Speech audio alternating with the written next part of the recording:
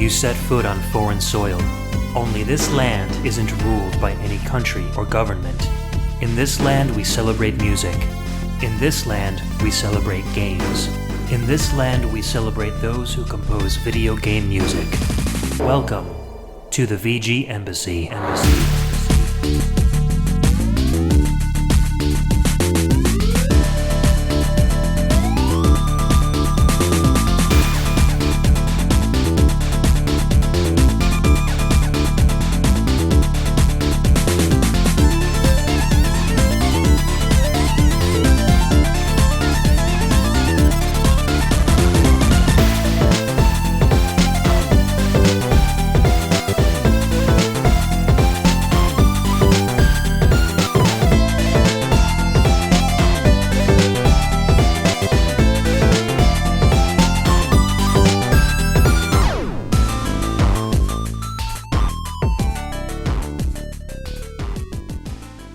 Welcome and thanks for tuning in to another episode of the VG Embassy. This is a show centered around video game music and the amazing online community of fans and podcasters that enjoy it. My name's Ed, and on each episode I'll take the role of Prime VGM Minister and invite a guest VG Ambassador onto the show to share with us their own video game music culture. Or I may share a part of my culture on a solo show. This is GBA Roulette with Emily Keegleff. How are you today? I'm alright, how are you doing? I'm pretty good. Glad to have you back on the show. Thank you for stopping by the embassy. Oh, thank you. Thank you for letting me bring my culture with me in my backpack here. I'm very excited. So what do you have in your backpack? I'm very curious because it's this large, bulging pack on your back. It's like the Happy Mask salesman from Zelda. Oh, yeah, totally, there's exactly. Stuff flying out of it. So what's going on here today? Yes, well, so I ran through the countryside with these masks. And then I arrived here. What I've got in here is actually a casino roulette wheel from my podcast space, the Test Roulette. And I'm hoping that we can use this on the show today to do some randomized soundtracks, if you're into this. Okay, well... Cool, here we go. I'm taking it out. But hold on. All right. Hold on. What? I love Test Roulette. I love your new show. Oh, thanks. It's fantastic. Thank you. It comes out on the 7th of every month. It does. And you play an awesome selection of random tracks with some little cool tidbits of information in between them. Mm-hmm. But we've got one problem. What's that? There's a no gambling law on embassy grounds.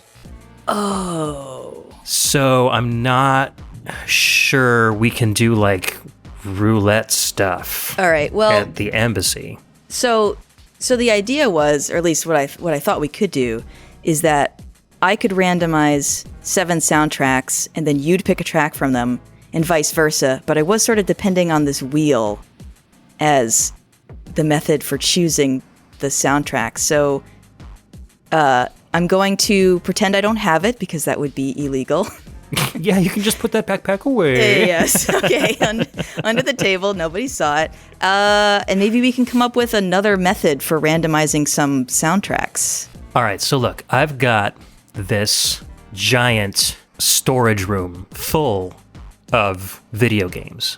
Really? I mean, it's the VG Embassy, right? So there's soundtracks and cartridges and CDs and digital download codes and everything you could possibly ever need at the embassy. Because, oh my gosh. I mean, where else would we grab all our songs from? So let's say I throw you into the Game Boy Advance room with a blindfold on. Okay. And you pick out your traditional 7 titles at random, completely blind, and then I'll pick one good track from each of those 7 titles, and we'll play them on our show today. Okay, so at first I was really disappointed we weren't using the wheel, but this sounds awesome. I'm so ready for this. This is like, I don't know, some kind of extreme sports version of the Super Toy Run or something. You just have to be careful because I have lots of security Roombas on the floor. Oh, geez. And if you step on them, they might get a little upset. So just be careful. So how am I going to do that if I'm blindfolded? So I need to develop a sixth sense. They make little whirring sounds. Oh, okay. All right. They start to whimper if you get close. They're kind of self-aware like that. So sad. Wait, there is actually, and I forget all the details, but there is actually a video game in existence where you do have to just listen. There is no video feed. So it's going to be like that. Yes, there is a game. I don't remember the name of that. We should look that up. I've always kind of wanted to try this and see if I could do it. Basically simulates being blind, which is really cool. All right, well, let's suit me up and let's see if I can do this. All right. Okay, I'm ready.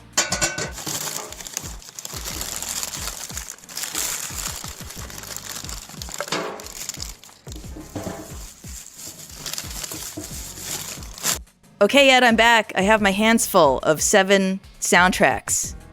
That is a pretty good stack you got there. Cool, I'm going to have to take your word for it because I'm still blindfolded. Oh, right. Let's take that off. Okay. Oh, thank you. All right. Hey. Whoa, okay. I feel like we've got some... Ooh, I think we've got some expensive ones in here, no? Maybe. I don't know. First, before we start, were any Roombas harmed in the making of this randomization? Absolutely not. Oh, thank God. That's why it took so long. I was very careful. Speaking of expensive, that's what reminded me, because those things cost a pretty penny. Anyways. Yes, yep. So what you got? Let's start off the show.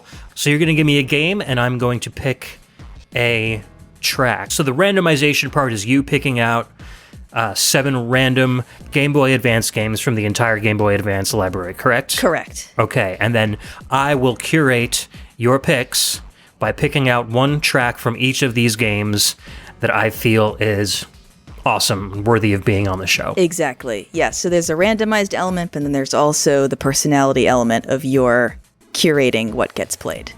Exactly, just like Sound Test Roulette. That's right. See, we got around the whole gambling aspect. It's just required you stumbling around in the dark in a video game-filled room. That's right. It was all good, clean fun. All right, so this first game here is called Super Robot Wars A, or Super Robot Tyson A. Yes. And the composers on this are Akihiro Juichi and Takako Ochiai. All right, and the track I'm going to pick from this one is called Exceedingly Near in a World Endlessly Far. I already love it. All right, let's take a listen. We'll be right back.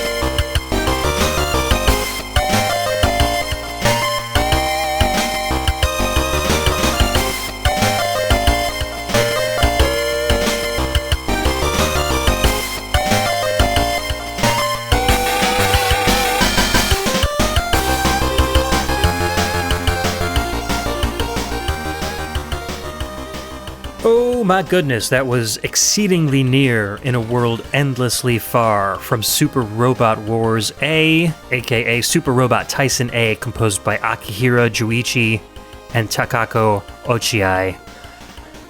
Wow, what a way to lead off the show. This is an incredible track. Yeah, what a winner. Yeah, so when I was presented with this soundtrack to randomly pick a song from, this was near the top of the listing, and as soon as I heard it, I was like, I think I'm going to end up picking this one. And I went through the other ones, and there were a lot of other good tracks, but this one just took the cake. It's so good. Did you actually, I think you told me that you looked at gameplay, right?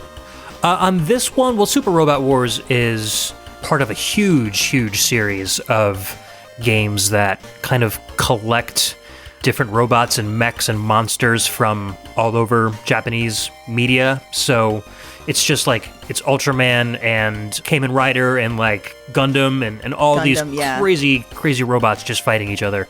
But this, from what I understand, there's a vocal version of this song that appears on the PlayStation 2 game as well, which I haven't heard, but I want to check it out because I really like this melody. That's intriguing. So a little something that we're going to do in the spirit of Sound Test Roulette, in which you usually will read an excerpt from a magazine or the back of the box or something like that. So we're going to pick one sentence from the back of each of these games' boxes, and we're going to use that to kind of discuss anything we want to based on the sentences. So the sentence I picked from the back of the box for this Super Robot Wars A reads, "You must command a state-of-the-art mobile unit called a personal trooper, outfitted with rockets and radioactive firepower."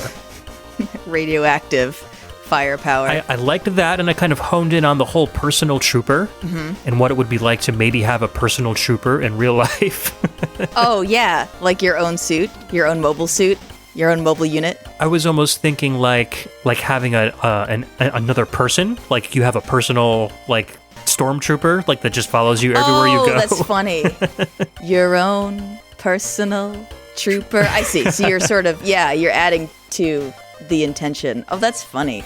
Now you're making me think of what would it be like if you could have a mobile unit suit that when you're not in it doubles as your personal trooper. Ooh. So you get in it, you go out and you fight evil, and then you come home and you get out of it, and then it helps you cook dinner. Perfect. You know? Cleans your bathroom. It helps you organize your closet. Yeah, exactly.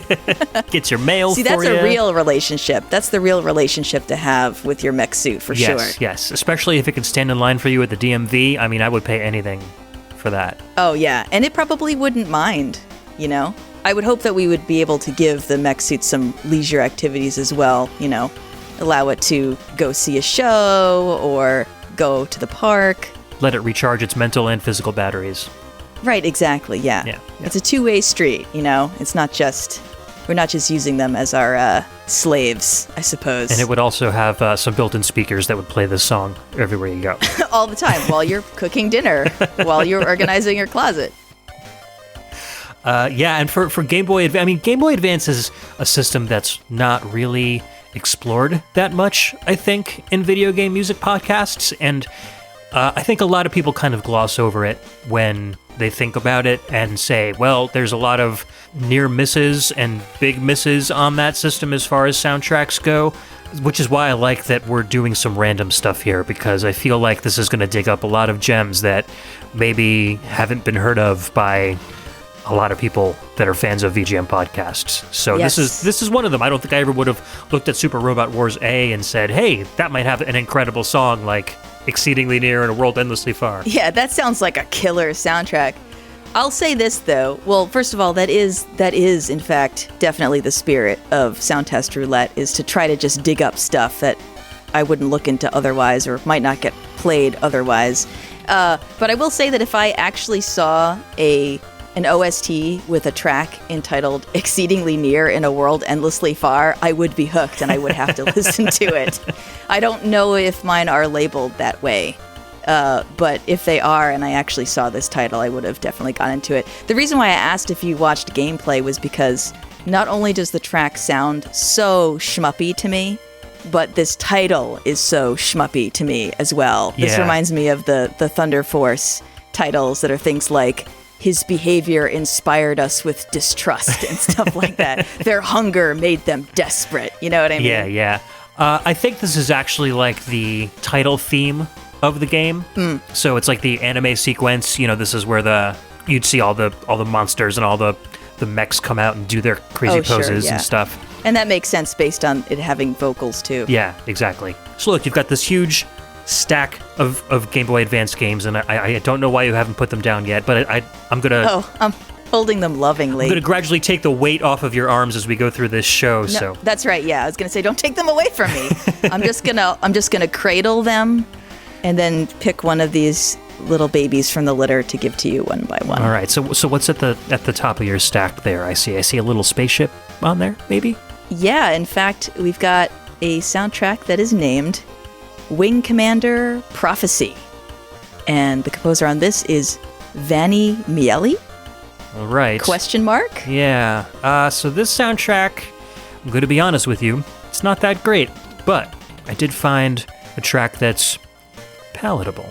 So it's called Credits. I'm going to say, shh, don't listen to him, Wing Commander. He doesn't know what he's talking about. You're going to show him what you can do. All right, well, let's take a listen to Credits and we'll make our decisions after we come back. All right.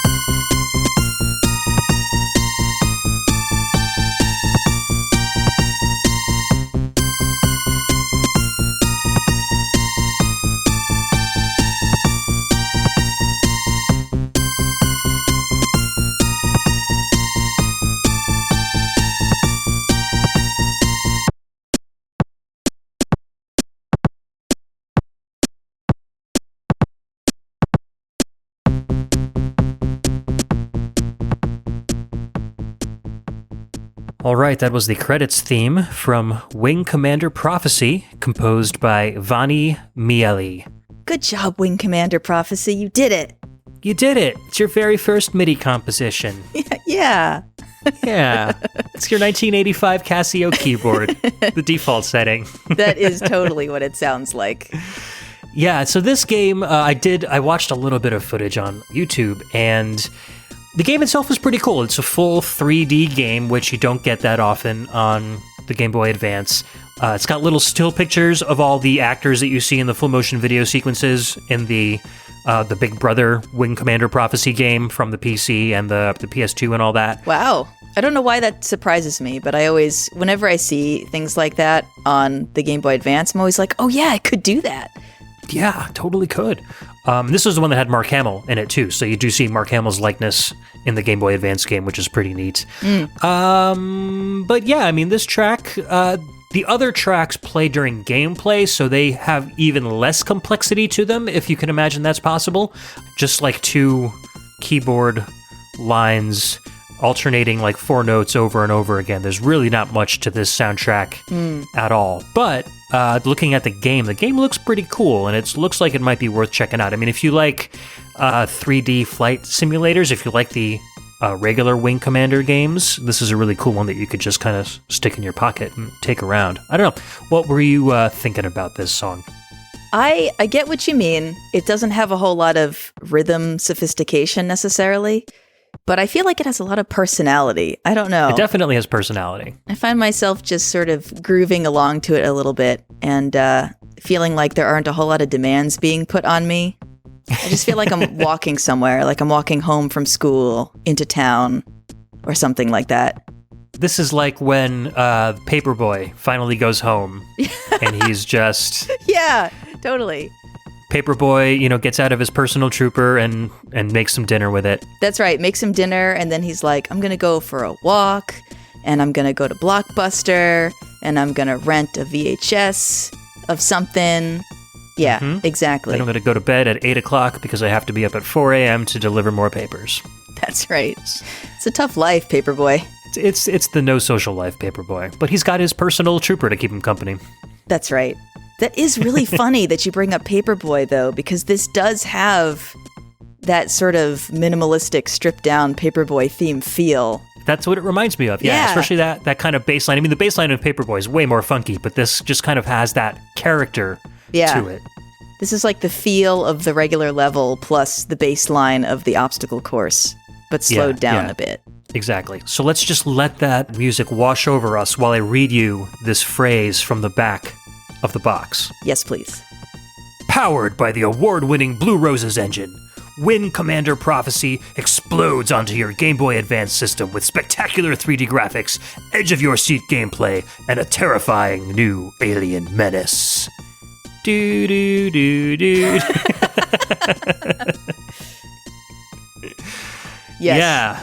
A terrifying new alien menace on Windows 95. Right, Playing through the website that you're viewing through AOL. Yes. The back of this game brings up audio images of sweeping orchestral soundtracks and giant timpani drums and, you know, not exactly what we're listening to in the Game Boy Advance version. I have not listened to the Big Brother soundtrack, so I'm not sure what to expect from that, but it's kind of entertaining all the same. Now I'm just imagining a game where it's a top-down shoot 'em up, but instead of shooting enemies, you're just chucking papers into mailboxes. This is absurd, and I love it. It's like, yeah, I want to be flying Rhinex and just chucking, newspapers into intergalactic mailboxes. I can do that. They got to get their Sunday paper somehow.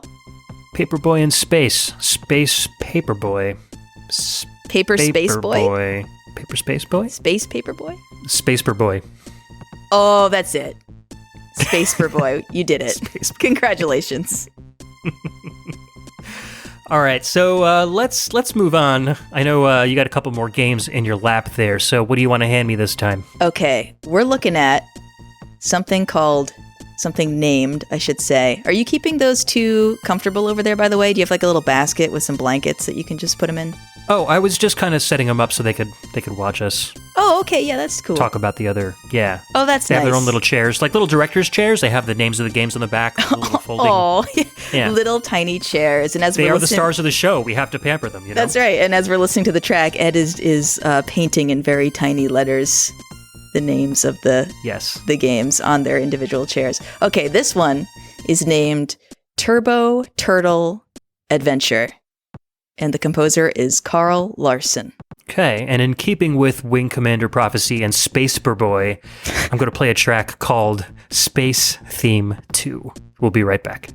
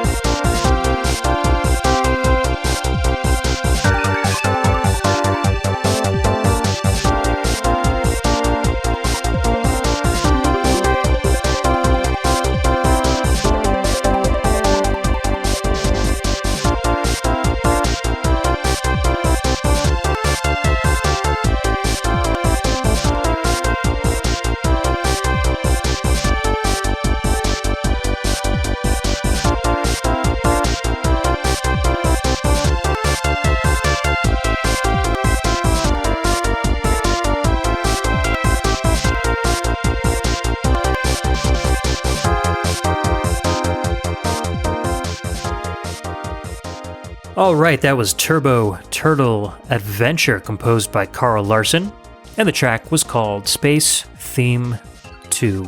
Kind of feels like space, floating above a planet. Holy crud, man. This is so good. This turtle is so beautiful and like so smooth and sparkly. When I listened to this for the first time, I almost felt like crying. This track is so good. It's so emotional. I know that Carl Larson is Swedish because the development company that made this game is from Sweden.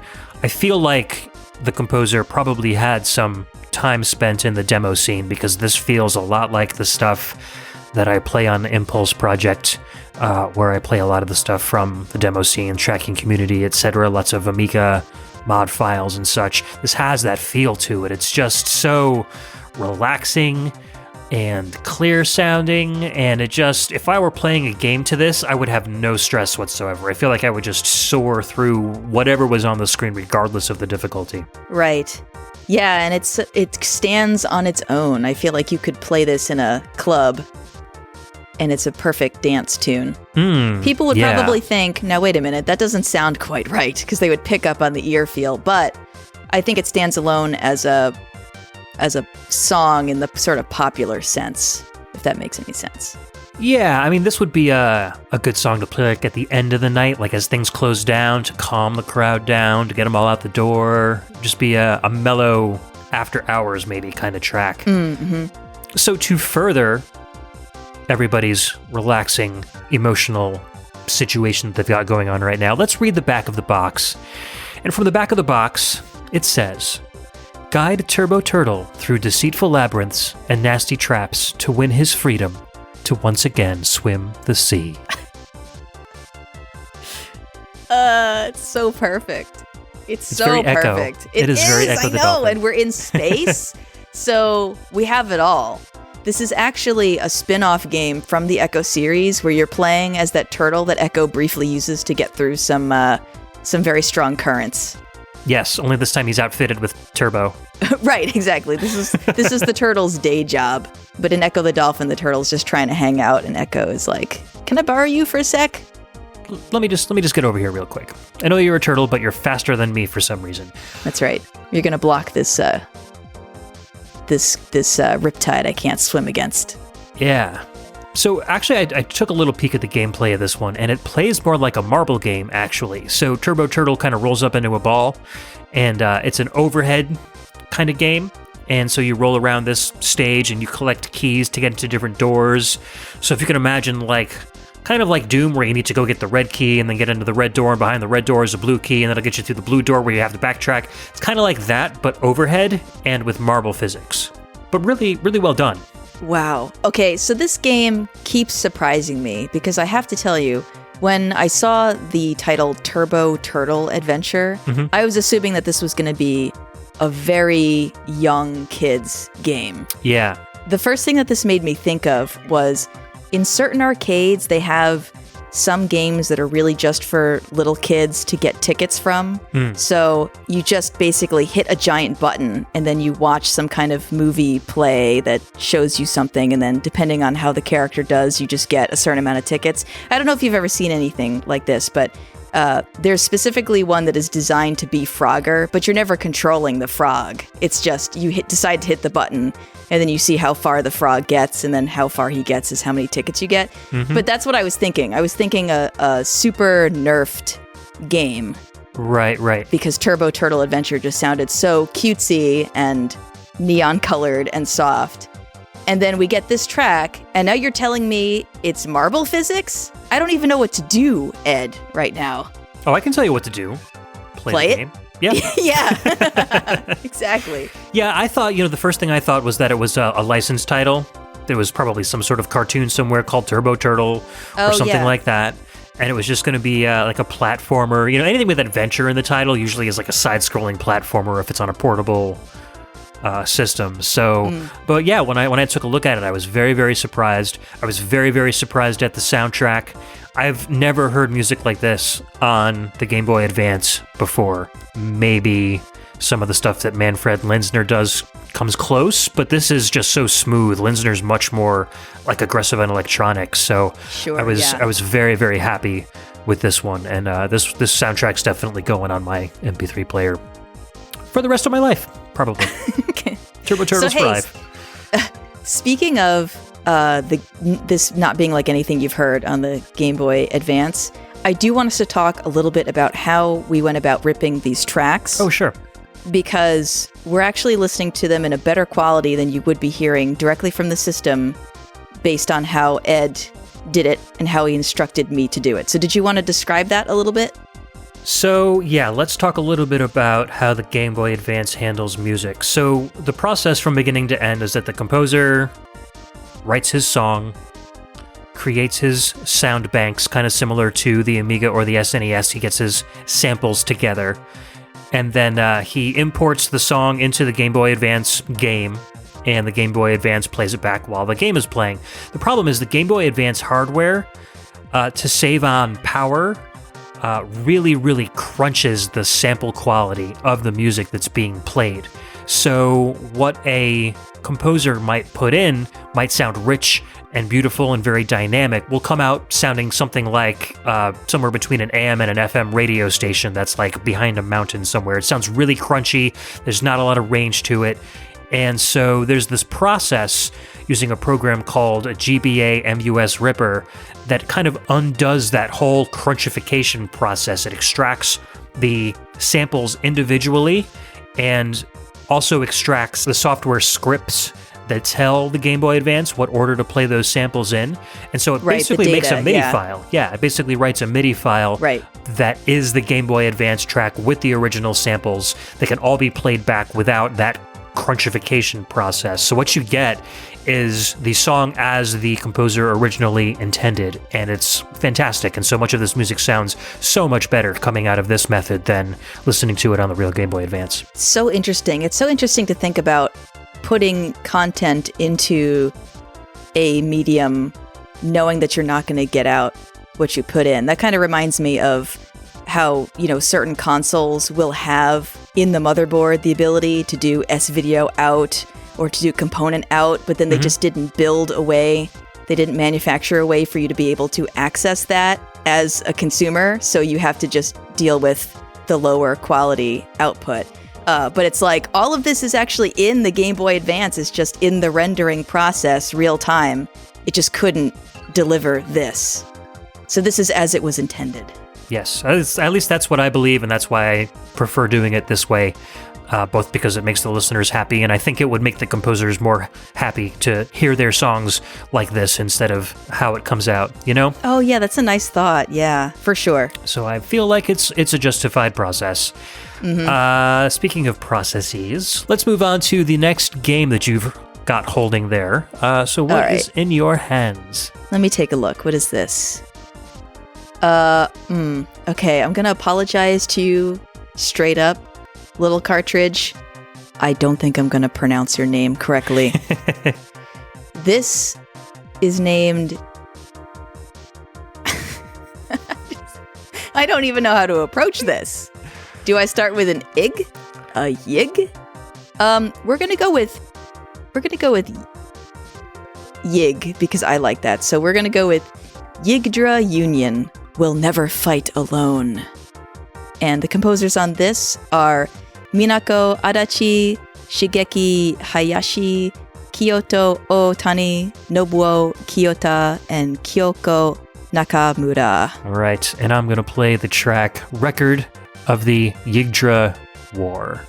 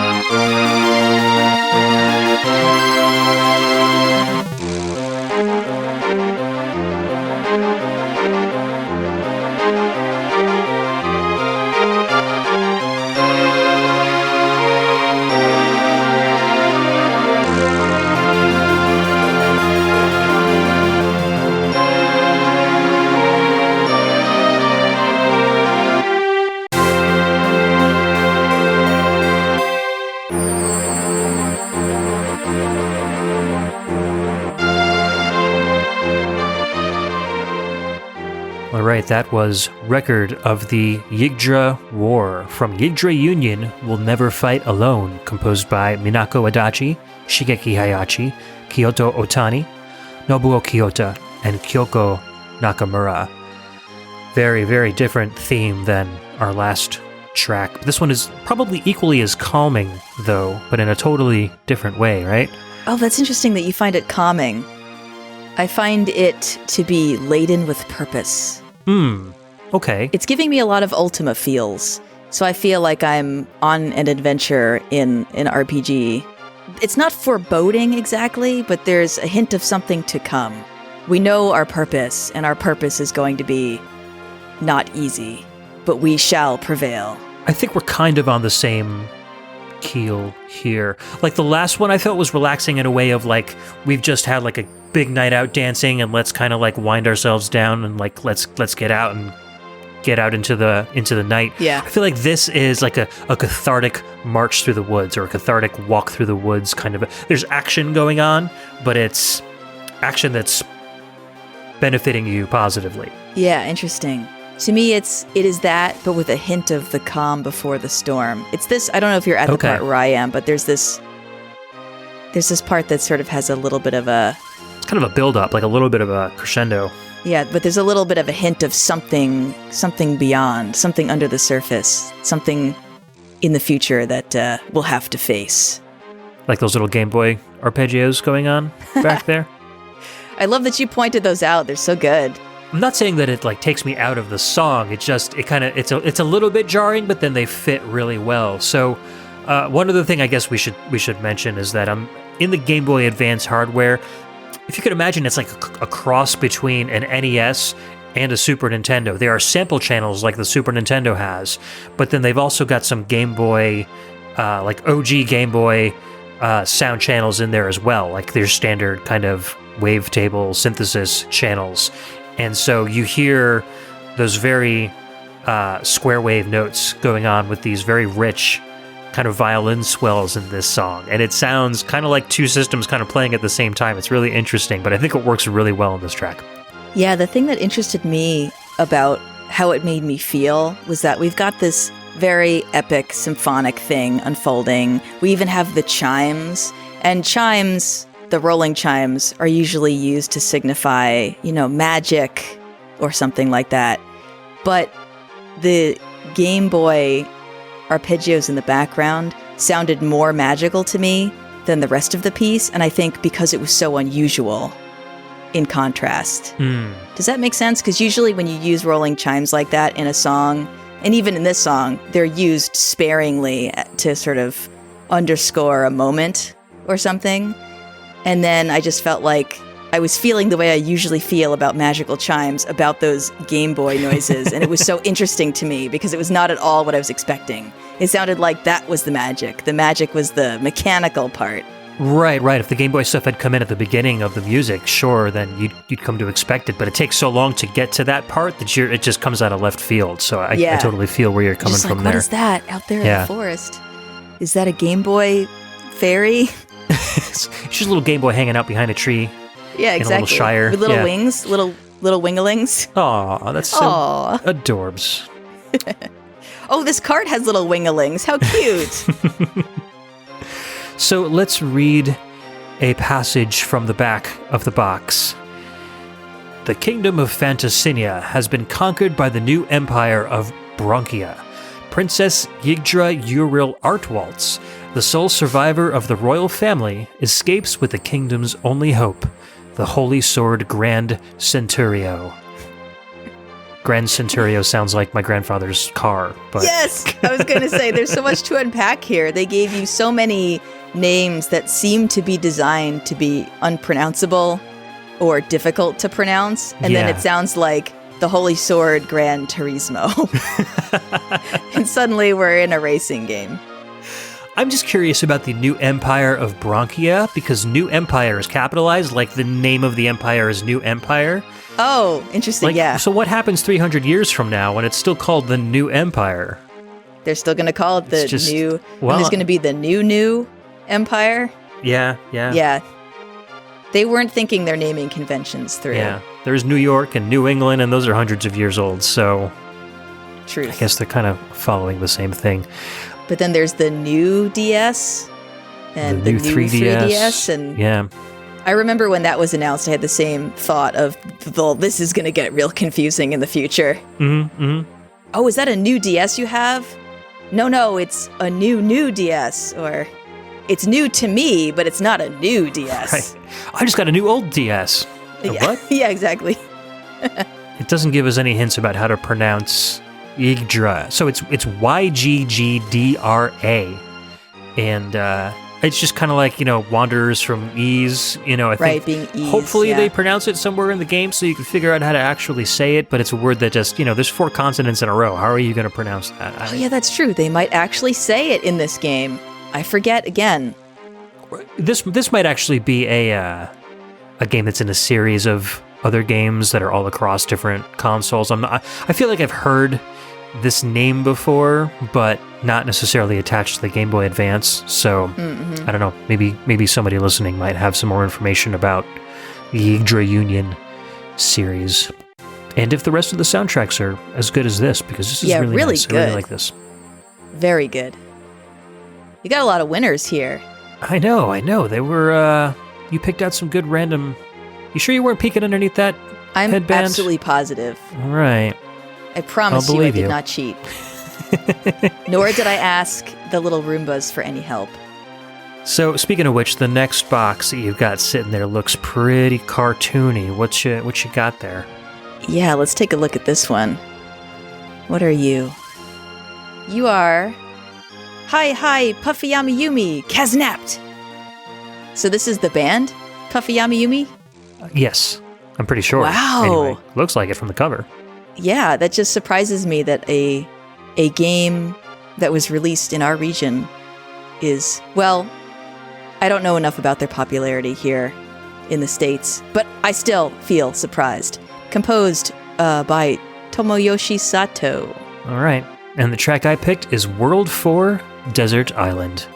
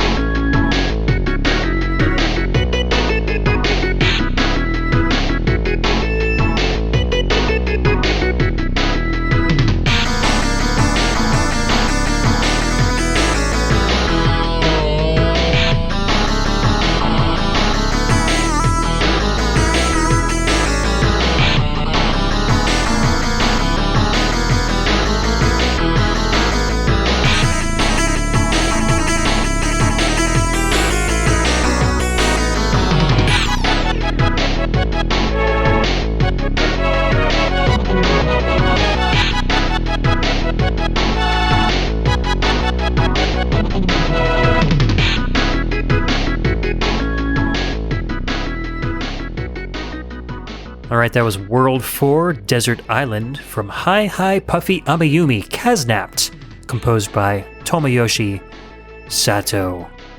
Yes, let's clear up my confusion here. Yes, let's. So I noticed that before we listened to the track, you were kind of confused that there was a North American released game based on Amayumi.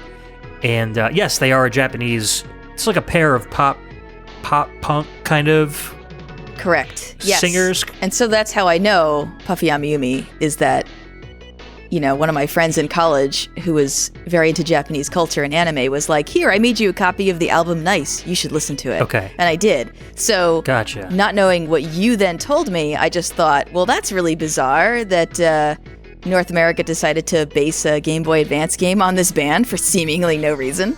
Yeah, so it was right around this time that this game came out, 2003-ish. They were pretty big. They were on Cartoon Network, I believe. And the only reason I really know about them is because I remember New Year's 2004. I just met Mila, who's now my wife, and we did we stayed overnight in a hotel, and then we went to New York City on New Year's Day.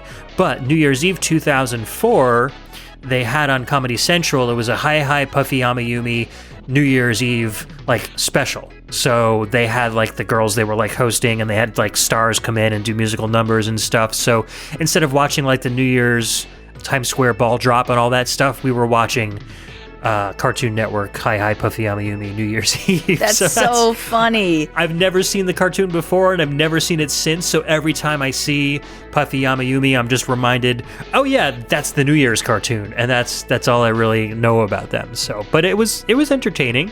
I wasn't exactly sober or awake at any point during it, but it was so fun. You can't tell me. I was going to start hitting you with all these questions for details, like, are they their own cartoon characters? Is it actually a show about them as a band? So they don't do their own voices because I don't think they speak enough English to be able to do that. Okay. But they do kind of take their personalities and cartoonify them. They maybe, exaggerate some features and stuff like that. But when they break into song, then it's actually them. It's actually their real song, but it's the cartoon characters fun. Performing their music. Yeah. That's cute. Yeah. So it's like their adventures and misadventures in cartoon form plus musical numbers. Yeah. I'm sure you can find clips of it on YouTube and check it out. It was pretty entertaining. I don't think it's on anymore, but it was on for a couple years. So the song itself was kind of very cartoonish for one. I really, really liked the bass. It's just kind of this growling, pulsing. Yeah. Wow. It really never stopped. It was just this constant kind of low hum throughout the song that really kind of gave it a dynamic range that counterbalanced those kind of high cartoony notes. Definitely as cute, definitely in the cute vein as their music is. What interested me about this was I was almost expecting the melody line to be carried by two very similar but slightly dissimilar tones, because that's how they sing. They sing together and they kind of form a new voice that is the combined voice of the two of them. Interesting. So I was wondering if they were actually going to replicate that in music form. I was interested to see. So again, operating on the assumption that this was a Game Boy Advance game made about a band, I was curious to see how much the music was going to mimic the setup of their actual album releases. Yeah. But obviously, there's a lot more material to draw on here. Sure, and I do wonder if this music is kind of Game Boy Advance-ified versions of their songs. I'm not really familiar with their music that much, so it would be interesting to. If this was based on one of them, to hear the song that this was based on. As far as the back of the game box goes, a little synopsis of the game is, help Ami and Yumi track down their annoying number one fan Harmony, recover their instruments, and rescue their manager Kaz. So I guess they don't like their number one fan. So they're not rescuing their number one fan. They're just tracking them down. They have to track them down. Maybe Harmony. Maybe Harmony stole their. Maybe Harmony's the one that stole the instruments and kidnapped the manager. Right. That's what I'm thinking. That's exactly what I was about to say. But they're not quite letting on to that. Yeah. Maybe their number one fan is more like a stalker than an actual fan. Yeah. And also, you brought up capitalization last time. Is number one fan Harmony all capitalized on the back of the box? Yes, that's the way it was. So their name is not just Harmony. Their name is number one fan Harmony. That's probably how they do their tax returns, too. Right, exactly. Ring, ring, ring, ring. Hello? Is Ed there? It's number one fan Harmony. How can I help you?